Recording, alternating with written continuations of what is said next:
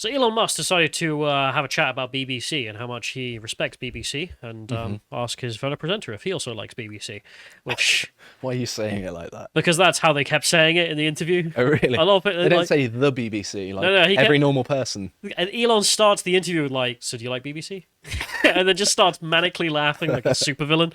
But we're not going to go He's through got the the whole mind thing. of a 12-year-old. Yeah, for people who want to check something out, let's just promote something here on lotus.com, being the How Elon Should Moderate Twitter. So these are ideas from Carl about that. So if Elon, if you're watching, go and have a read, I suppose. But otherwise, we'll get into it because the BBC got labelled state-funded media, and they didn't like that. But they are state-funded. I mean, the government gets license fee payers to pay them money. They which tax then- the public and then give it to someone else. It's like, yeah, well, you are getting your money from the state then. Well, I It mean- actually says government funded, to be fair. Yeah, and Well, that makes a you're difference. you can opt out of paying the license fee, which I have, of course. But even if you can opt out, that doesn't mean it's not a tax. It's not government funded. It also doesn't mean that, regardless of your stupid charter, which you totally adhere to, I swear, you are getting your money from the state. So shut it. I don't want to hear this. Oh, it's a levy. It's not a tax. Oh, shut up. I'm not interested. in that Levy is just conversation. another word for tax, isn't it? But you can see it wasn't just them, a whole bunch of others. And this NAFO account here is pretty mad about this happening to them. It's like, oh no. Anyway, but we'll go to the next one here, as we can see, which is that the response from most BBC people was like, it's a license fee, it's a levy, blah, blah, blah, blah, blah, blah, blah, But blah, blah. aren't I these don't the care. same sorts of people that whinge about the government using BBC funding as a means of altering its reporting on stuff? Like they say, oh, the Tories are using funding, oh, they're putting in people to control it. But now, all of a sudden, now Elon Musk is doing something. It's, oh, no, there's no, We no have nothing government to do funding with here. government funding. What do you mean? But- I run ads. Go back like Shut a up. few months ago, and they were whinging about the government influencing it through its funding. So It's just sad. I can't. I mean, we're big on the defund the BBC train because it's pointless, out of date crap anyway. But the BBC made their public response in an article where they screamed "No!" What they should have done. They go with, the BBC has always been independent. We are funded by the British public through a license fee, which is mandatory if you're on a TV and want to watch programming from the TV. I feel like Okay. the BBC is taking like the Democratic People's Republic of Korea Yeah, approach. this is a democracy. Yes. You get a vote. There's only one candidate, but you can vote. So, you know what you do if you don't want to vote for the candidate in North Korea? Hide. You don't put the card in the box. But of course, there's no private voting. There's only public voting. So everyone will see. Yes. Seems very stupid to me. But I don't know why you wouldn't vote for the dear leader. So the license fee raised £3.8 billion in 2022 for the BBC, which was willingly given, accounting for about 71% of the BBC's total income, 5.3 billion, with the rest of it coming from commercial activities such as grants, royalties, blah, blah, blah, basically just profiting off all the other tax money they've stolen from the public. Oh, sorry. I was just going to say, I find it funny that implicit in this, when people talk about privatising the BBC, like, no, we'll lose lots of programmes, which is alluding to the fact that they think, well, the taxpayers subsidising these programmes that couldn't stand on their own 2 feet in the free market. I mean, if you wanted it, you'd pay for it. And if you're not willing to Yeah. pay for it, then you don't want it. So How shut it up. works. But they also mention at the end of this, after they go, no, it's a license fee, it's a levy, it's not a tax, now give me your money. They end it off with, the BBC also receives £90 million from the government to support the BBC World Service directly, which is predominantly used to serve non-UK audiences. It's our overseas propaganda network, which, is kind of useful if you're in government, but if you're paying for it, it's not. I don't get anything, and instead they take my money, so I'm not willing. I remember watching the Top Gear specials when it was actually good, when they had the actual presenters on it, and they would go abroad and get recognised, and I didn't understand. I was just like, why are Indians watching the BBC? How do they do this? But then I realised, oh, right, there's a BBC World Service, so they're actually known around the world. But also the primary instrument of that, the reason it's fundamentally, if everyone's being honest, the reason the government funds it is so that our version of events can be broadcast to the world's public. Of in the course same it is, way yeah. that, I don't know, Russia Today exists, or Al Jazeera. Yeah.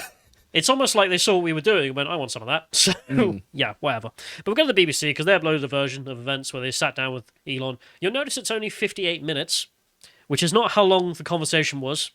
Oh, has it been edited, has it? Yeah, if you go to the Yeah, next it's one funny here. that. The Twitter space, because Elon decided to just stream it on Twitter, because of course he did, was 1 hour 40. That was about 20 minutes of dead space at the start. Okay. And but the last 20 minutes. They've cut out a whole 20 minutes then. Well, so they do the interview, and then Elon's just sort of hanging out asking questions, getting people to join. They're all making fun of the journo because it's hard not They're a to. journalist, yeah. And then they just start S-posting about bots and blah, blah, blah. And the journo's like, I'm going to leave. I was like, yeah, you leave. I'm just going to stay. I kind of love that they're in the same room, and the journo's like, I'm going to leave and pack up. And they're filming, right? There's the crew there. And Elon's just there with his phone that's got the Twitter space on and goes, yeah, you do that. I'm going to continue. So he just sits in the chair. Elon went to the BBC and made the journalist leave his own interview. Yes. At the BBC headquarters. No. It's in the Twitter headquarters. Oh, right, okay.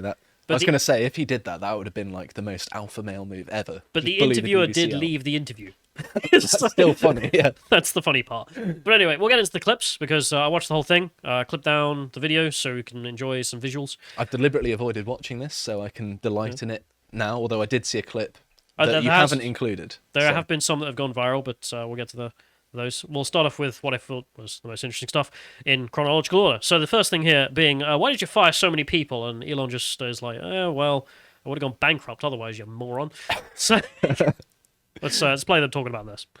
And they weren't. They didn't even know they'd lost their jobs off, and they just they were just so let me frozen ask out of you, their accounts. what would you do? Well, you might want to give someone some notice. I mean, you might. By the way, I'm not running Twitter, but I know. But this is the criticism, and this is what staff members say. A little bit of notice, you know. No, I understand.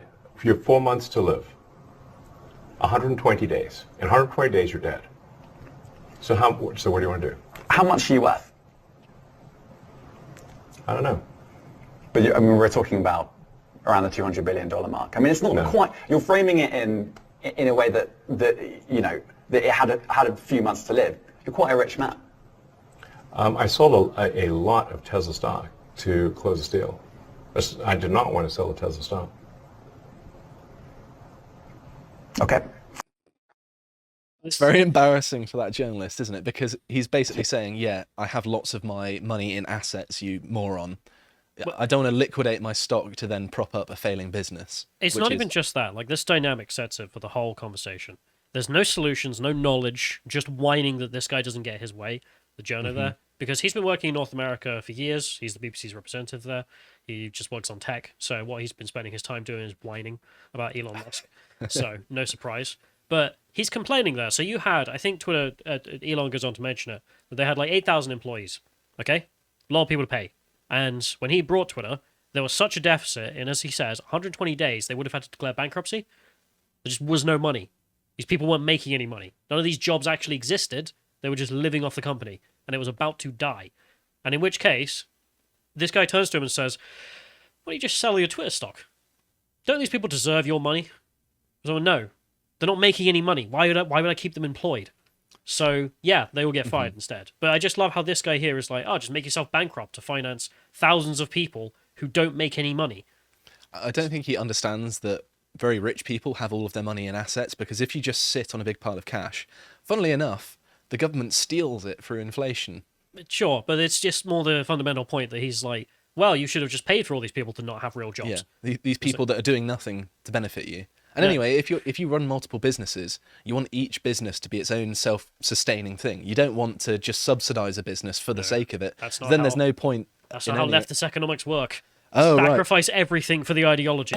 These ideological actors who sit and burn money, burn your car company to the ground so that they can waste it. It just strikes me as he's got no experience running a business. Nah, complete, utter, incompetent and impotent individual. But then we go on to the big thing that went viral. I think it's got like 7 million views already or something, just on like one clip on Twitter. This is the hate speech, misinformation babble that comes out of him. Let's play this. Like Andrew Tate, who were brought back, who were previously banned for things like hate speech. Do you think you prioritize freedom of speech over misinformation and hate speech? Well, you know, who's to say that something is misinformation? Who's the arbiter of that? Is it the BBC? You're literally asking me? Yes. Well, no, you are the arbiter on Twitter, because you own Twitter. Yes, I'm saying, who is to say that one person's misinformation is another person's information? The point at which you said that there is this is misinformation. Like, who is But going you to accept decide that misinformation can be dangerous, that it can cause real-world harms, that it can potentially cause... Yeah, so the point I'm trying to make is that the BBC itself has, at times, published things that are false. Just at times. Do you agree that that has occurred? I'm quite sure the BBC have said things before that turn out to not be true in its, whatever it is, 100-year history, I'm quite sure. Yes. Even if you aspire to be accurate, there are times when you will not be. Right, and I think in the grand scheme of things, the BBC does aspire to be accurate. But you accept there has to be a line in terms of hate speech. And that's where it went for ages. Just him being like, isn't there a line? And this is where we get to the bit in which he becomes a complete snake. Just completely tangential, by the way. Have you noticed that they're sat on like really cheap bar stools and one of them still got the tag on in the interview? They got like one of the world's richest men. Just like, yeah, we're going to sit you on a cheap chair and we're not even going to take the tags off. I mean, I love the old interviewer move of like you put a stool for the other guy to sit in and you sit in a big comfy chair. Anyway, I think it's just how Twitter works. The therapist mind game sort of thing, isn't it? But we'll play the next bit, which is where he becomes an utter snake. And this is the bit that everyone's been seeing, but that's the lead up there where he just babbles on about misinformation and hate speech. But let's play this because this is the big thing that made people realise. There's not enough people to police this stuff, particularly around hate speech in the company. What hate speech are you talking about? I mean, you use Twitter. Right. Do you see a rise in hate speech? I mean, but just a personal anecdote, like what do you? I don't. Personally, my for you, I would see I get more of that kind of content, yeah, personally. But I'm not going to talk to the rest of for the rest of Twitter. So you see more hate speech personally? I would say I would see more hateful content in that. Content you don't like or hateful? What do you mean to describe a hateful thing? Yeah, I mean, just content that will solicit a reaction, something that may include something that is slightly racist or slightly sexist, those kinds of things. So you think if something is slightly sexist, it should be banned? No, is that what you're saying? I'm not saying anything. I'm just curious. I'm trying to understand what you mean by hateful content. And I'm asking for specific examples. And you just said that if something is slightly sexist, that's hateful content. Does that mean that it should be banned? Well, you've asked me whether my feed, whether it's got less or more. I'd say it's got slightly more. That's why I'm asking for examples. Can you name one example? I honestly don't use. Honestly, I don't. You can't name a single example. I'll tell you why. Because I don't actually use that for you feed anymore. Because I just don't particularly like it. But you said a lot of people are quite similar. I only look at hang on a second. following. You said you've seen more hateful content, but you can't name a single example, not even one. I'm not sure I've used that feed for the last 3 or 4 weeks. And then how did you see the hateful content? Because I've been using Twitter since you've taken it over for the last 6 months. Okay, so then you must have at some point seen you hateful content. I'm asking for one example. Right. And you can't give a single one. And I'm saying... I say, sir, that you don't know what you're talking about. Really? Yes, because you can't give me a single example of hateful content, not even one tweet. And yet you claimed that the hateful content was high. Well... That's false. No, what I claimed... You just lied. What I claimed was...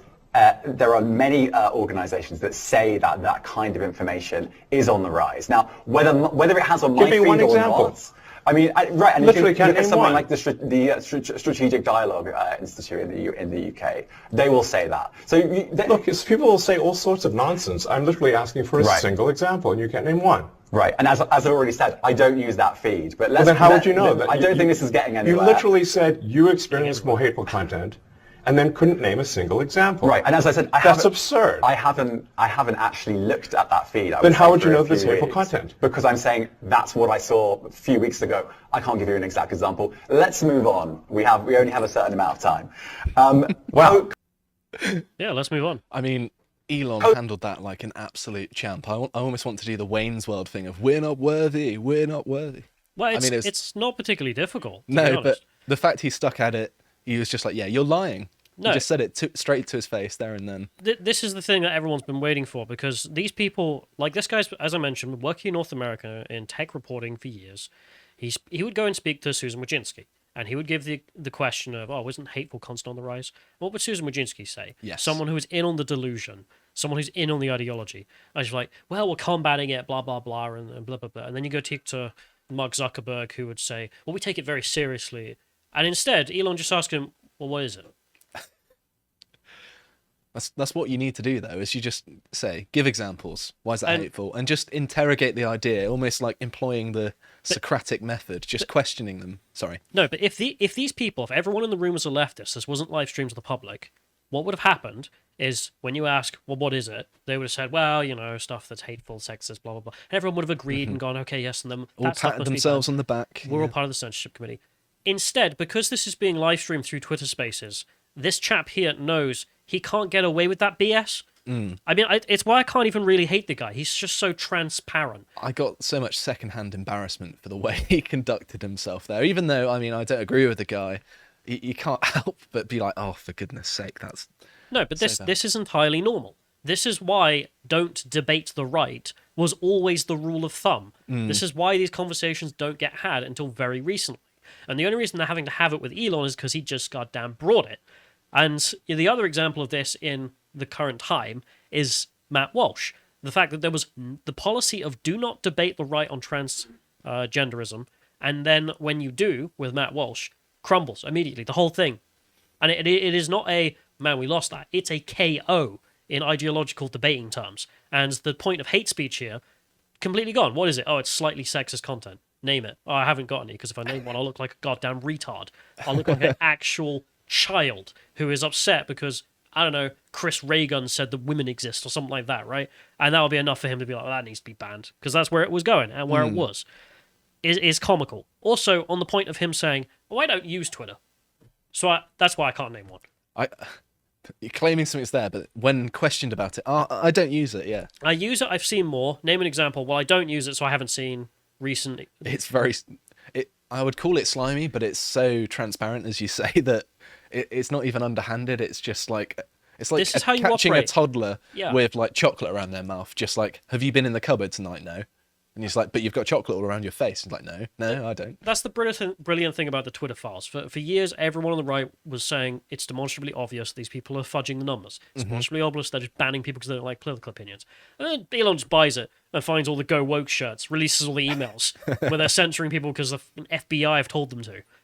It's not even something to get jumped up about, because it's just like, of course, the communists are killing everyone.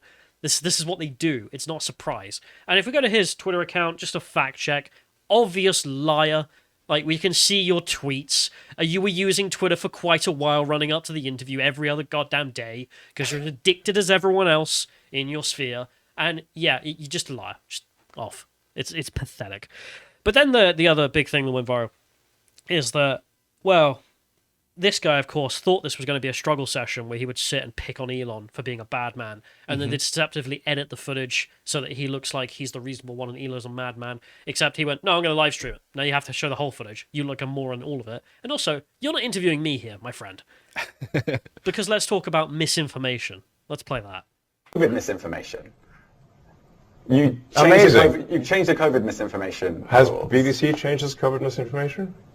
The BBC does not set the rules on Twitter, so I'm asking you. No, I'm talking about the BBC's misinformation about COVID. I'm literally asking you about, you changed the labels, the COVID misinformation labels. There used to be a policy, it then disappeared. Why do that? Well, COVID is no longer an issue. Does the BBC hold itself at all responsible for misinformation regarding masking and side effects of vaccinations, and not reporting on that at all? And what about the fact that the BBC was put under pressure by the British government to change its editorial policy? Are you aware of that? This is not an interview about the BBC. Oh, you thought it wasn't? I see now why you've done Twitter Spaces. I am not a representative of the BBC's editorial policy. I want to make that clear. Let's talk about something else. You want to talk about the interviewing you BBC? too. All right, let's talk about something else. You weren't expecting that. Let's talk about something else. Again, he's just so transparent. Just whenever he's got, let's talk about something else. Let's just move on. Because I've lost. I've obviously lost. But there's also another funny point there of, endlessly, no matter who you get from the BBC, no matter who you ever speak to, they don't represent it. He could be the goddamn, general of the BBC, the guy that's I can't remember his name. He wouldn't represent the BBC. He says something, I don't represent the editorial policy. No one does. No one at the BBC ever thinks they represent anything to do with it. It's funny, that, isn't it? Consistent, funny little thing that you are all snakes, every one of them. So, I mean, if someone went up to you and said, do you represent Lotus Eaters, as in, are you a member? Are you a representative? Well, I You'd represent probably be like, yeah. the stuff I do. Yeah, exactly. Like, But this guy's like, no, I'm a robot. I don't do anything. What are you talking about? And also, why are you not free to turn around and just be like, well, yeah, of course, there are some things that are wrong. Like, if someone say, oh, this was wrong on the show, yeah, probably. Send it to that person. This is their thing. But this guy instead has got to sit there in silence, which is a really powerful tool. Thank you, Elon, for using it. Not enough people do. And have him sit there as you can feel it gets more and more awkward as he knows he can't say what's obviously true. And that is transparent to everyone watching, which is why this interview is so great. We'll move to the next clip here, because there's another example of that in which this guy is grilling Elon in his view. That, oh, I've got him now. Well, apparently in India, you censored someone. What about my free speech there, right? And Elon just turns around and goes, what's the law in India? I can't go outside of the law. What about you? What about hate speech laws in the UK? Let's play. I don't know. I don't know about that, what exactly happened with some content situation in India. The rules in India for what can appear on social media are quite strict. And we can't go beyond the laws of a country. But do you get that if you do that, you incentivize countries around the world to simply pass more draconian laws? No. Look, if we have a choice of either our people go to prison or we comply with the laws, we will comply with the laws. The same goes for the BBC. Okay. Yeah, everyone's well aware of how you act. Not only in our country, but in China as well. But it's just ridiculous. You're like, oh, what about hate speech laws? You support them in the motherland. Never mind the United States, whatever. And the last thing here is just him having fun with him. After they basically ended the interview, he just sits there being like, so do you like BBC? Let's play that. Do you like the BBC? Do you like BBC? Okay, yeah, we're not going to. Oh, I can't interview you. Obviously, I work for the BBC. But do you like BBC? I know. I see what you're doing. I'm not going to respond to that. Okay. I think we can finish the interview there. If you want to continue, thank you very much. Well, Elon, come on. This. I really appreciate it. Sure, you like BBC. Come on. I'm not engaging. All right. Elon, it honestly has been a pleasure talking to you. It really has. And if you want to carry on answering questions on this, then go for it. But I'm not going to. Okay. Well, I'm just trying to see if there's like any good. There's a lot of comments here. I mean, people generally seem to like this interview, as far as I can tell. Very few negative comments, so generally positive. Is that that's probably bad for me. He knows. That ending bit is what makes it for me.